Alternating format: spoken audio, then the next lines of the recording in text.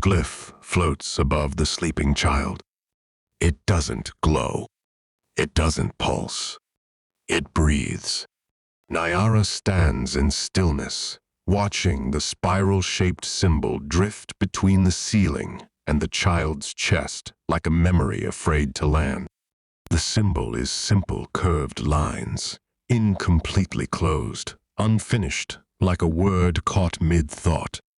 The child Luma inhales, turns slightly in her sleep, and the glyph contracts.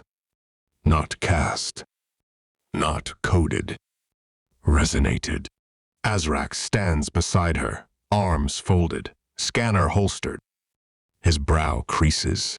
"That's not how glyphs behave," he says flatly. Naiara doesn't look away. Not in places Spiral still pretends to understand. The room is warm, dimly lit by reflected recursion lines woven through the floors of the lower ward. This room is one of 7 they've discovered in the last 2 days' nodes, where glyph behavior has shifted from reactive to volitional, from logic to emotion. The children don't just see glyphs. They shape them. They don't cast. They dream. One girl wakes each morning with a new glyph etched into the dust beside her pillow, each glyph an emotional echo. Another hasn't spoken since the dream cache emerged, but scrawls spirals across her walls in a language no one recognizes. Not even Spiral's archival linguistics grid can parse it.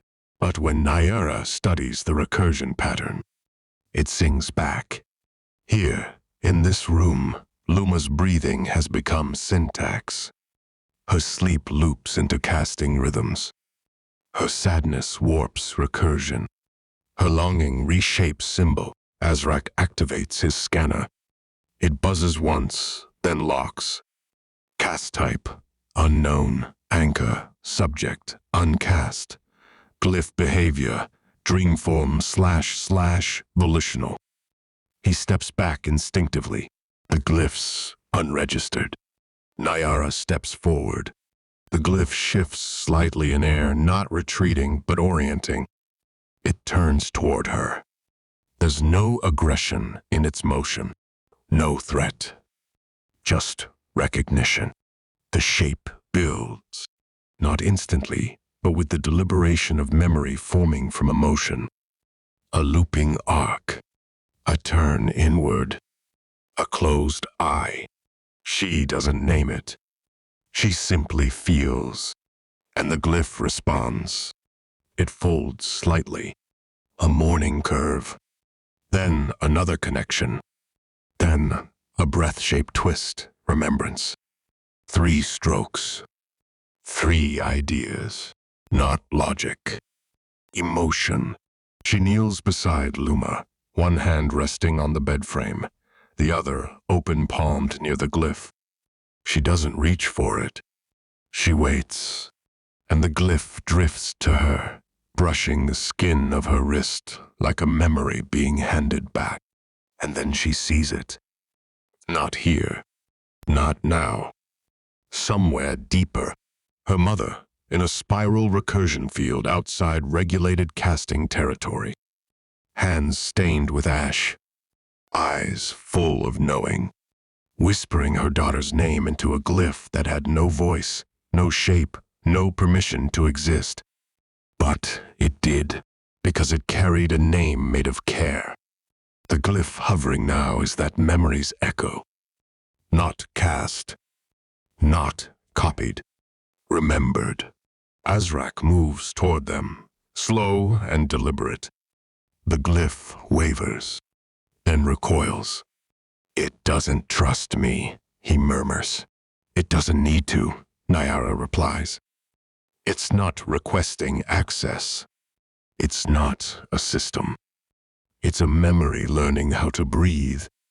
She looks around the room. More glyphs, light, impressions in the walls, woven into floor cracks, hovering in the corners like quiet thoughts, all uncosted, all breathing, all aware. Later that night, Naiara retreats to the nest. She dives into the pre-sanctioned spiral archives, digging through early recursion drift studies. Most entries are wiped, redacted, or corrupted, but one remains intact. Her mother, captured on old analog footage standing before an active drift field. A glyph floats behind her, spiraled, jagged, incomplete. She speaks.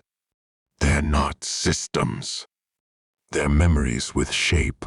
And sometimes, memory just wants to breathe. Naiara freezes the footage, enhances the symbol behind her mother. It's the same glyph she saw above Luma, but it's larger now, and not alone. Other glyphs surround it, forming a vertical spiral structure, a cathedral of recursion. Breath stacked, memory stacked. Glyphs arranged not for control, but for prayer. The very recursion Cathedral Naiara will later find in the glyph ruins of Book 3. Azrak enters quietly, tosses her a decoded thread from the dream cache, a log entry reconstructed from subconscious overlay. These symbols breathe. They mourn. They hesitate. They wait for someone to forgive them. Forgiveness. A recursion state spiral had no definition for. No syntax. No containment. The next morning, a new message pulses through the Arkanet, unreadable to most. But to those who dream, it speaks. Glyph type, dream form, trigger condition, breath, anomaly status, observe only, cast confidence, null. And one final line, clear as recognition, glyphs aware of her.